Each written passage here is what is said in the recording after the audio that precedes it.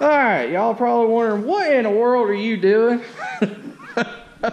Well, I'm doing my spring maintenance that I do every year. If y'all been watching me since I started the channel, you know every spring I go through every piece of equipment and tear it completely apart as far as the service stuff, and I go check everything and make sure everything's okay, so that way I'll have less problems that way throughout the year, less breakdowns, less headaches, and it's easier to do it now because honestly it's 3 months, or it's probably going to be 1st of April or last April, I mean, before we do any hay. So I have plenty of time to tinker on this thing and not be in a rush and make sure I get everything done correctly. So what I'm doing right now, I haven't started the rest of the balers. My intent was to pull the knives off this thing and sharpen them. Now I put a few new knives on it 2 years ago, but some of them I didn't replace. And we had a drought, not last year, but the year before last, the year I put the new knives on. And we didn't bale a whole lot of hay that year, square bales, so I didn't even worry about sharpening anything last year other than just going over it with a little die grinder or something to take a little burr or something off. But other than that, I didn't do nothing. It was still in excellent shape from the way I'd left it. But I did go over everything else and make sure everything was good. Well, this year, we baled a lot of hay last year, so I'm going through and I'm going to sharpen my knives again. Well, 2 years ago, I replaced these on each side, and I did not replace the center. It didn't need it, but it's going to be sharpened this time. The other thing I didn't do while I was at it, it was sharp. It looked like it was nearly a new knife at the time. Is that knife right down in there at the very bottom? You see some hay? There's a knife there that cuts where your forks go through at, where those spacings are. And that knife, I never sharpened it then. So that was, I went to go pull it out, and I thought, I'd done this several times, a couple times before with this baler since we've gotten it, and I decided that I'm going to try pulling the plunger out because it's easy to get these in and out. So what I'm going to do is I'm going to tell y'all how you get the plunger out. Well, the plunger on these is, first of all, you're going to have to start with these doors, your density doors on the side that you can adjust for your chamber. As it gets older, the baler's going to get older, so you push these out more to maintain your density on the inside of the chamber to a certain amount. And you have to take these out for the plunger to go by, or it'll catch these burrs. So what you do is there's like these little hinges, these down there, and they bolt right up there, and it holds those doors on. Well, you pull one off of each side and the doors will come out. You can pop them right out and take them out. The other thing is there's a bolt right here that was sticking out for me a little bit. The head hadn't wore off enough, and I had to pull it out to get it out. The only other thing you have to do is you pull your bale size wheel off. I guess I'm having a brain fart. You pull it off and just set it off the side a little bit. It's held on by 2 bolts. It's not that big of a deal.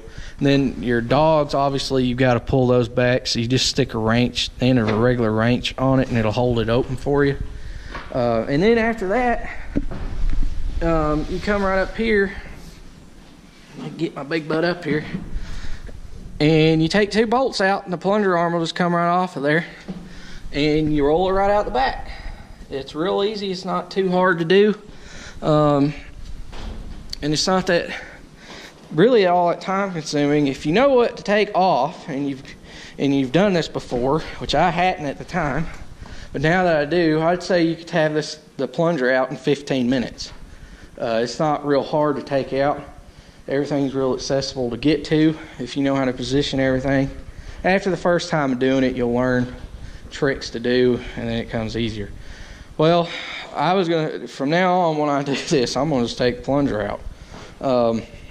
Now, the one thing with these knives is when you sharpen them, they have shims, which we'll go over more later, and you have to measure between the bottom knives and the chamber to the top knives of the plunger, which I'm going to show you all the bottom knives.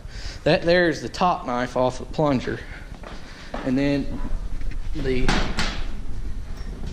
bottom knife is right here. I don't know if y'all can see it in my finger. There's two of them down there, and that's your bottom knives. Those I got to be taken out and sharpened too. So it has three sets of knives. It's got these front knives on the front of the plunger at the top. Then it has another top knife that cuts where your knotter fork goes, right back there. And then it has the two sets of bottom knives and the chamber in there that you can take out. Now you don't have to take the plunger out to sharpen your knives. It has doors. One door is that on top that you've seen, and the other one is this one. This whole back plate right here comes off, and you can get access from underneath. But ours has the braces on it for a wagon, so it's a little bit difficult for me to get up into there. So I just figured, hell, I'd try it this way, and I'm glad I did, because from now on this is the way I'm doing it. You can do it how you want to do it, but I took it out for the knives, and we didn't have any problems with this baler last year at all. Actually, we've never really had any problems with it as far as baling. It just bails and it don't quit. But as y'all know, last year, if you've been following the channel for a while, this bar was bent, and it had been bent ever since we bought it, and it kept getting worse and pulling back into these knotters.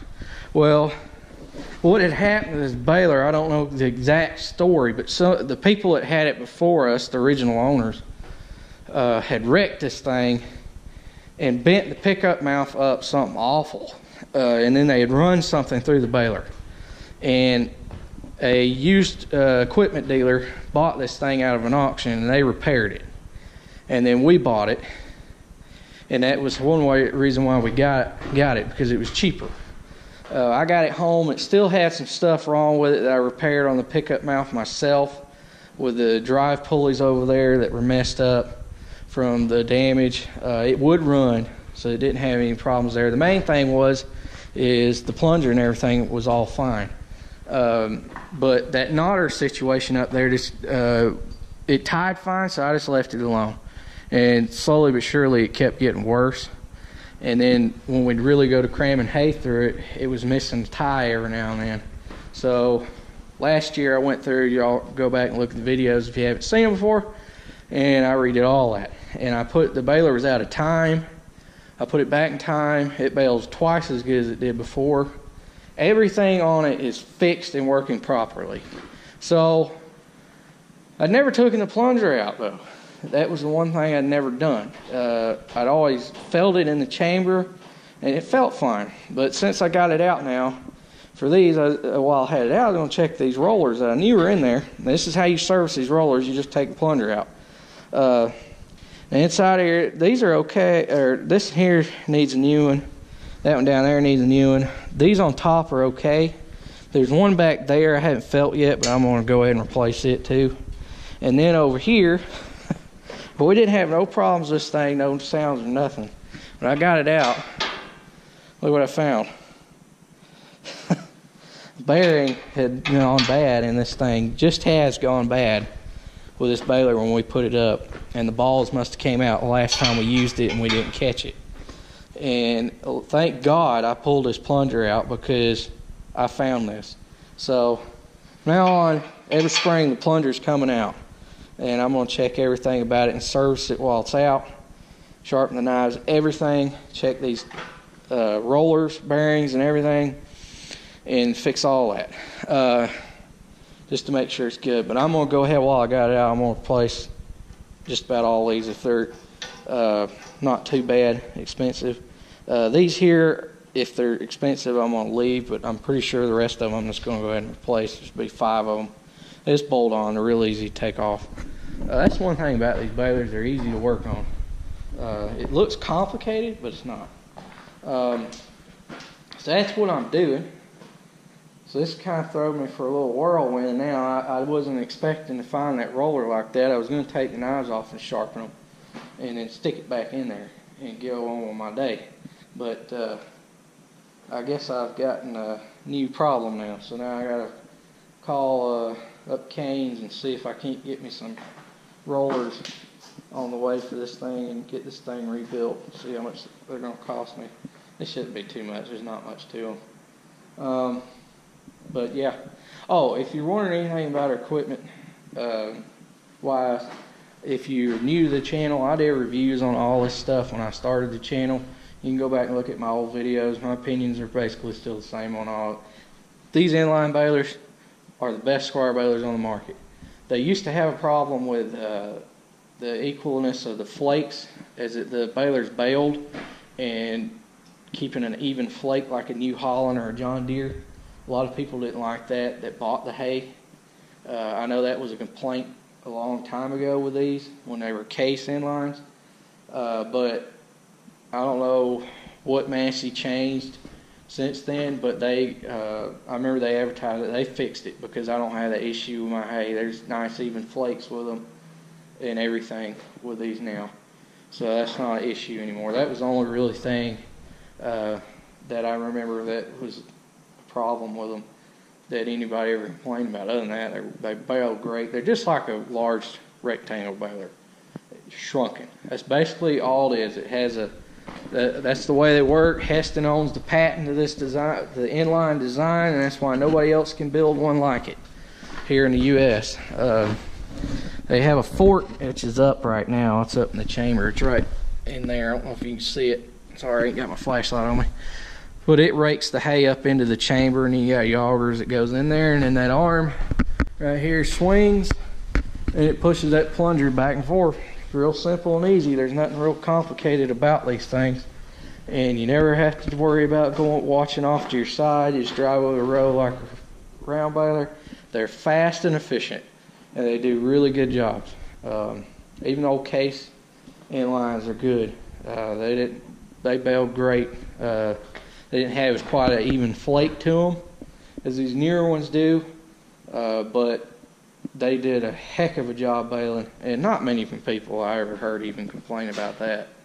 It's just some real anal people griped about it, I guess. But yeah, that's it. So I gotta order some parts. Thanks for watching. Please comment, rate, and subscribe. I was hoping to get to show y'all something for this thing today, but I guess that'll be in the next video. See you later.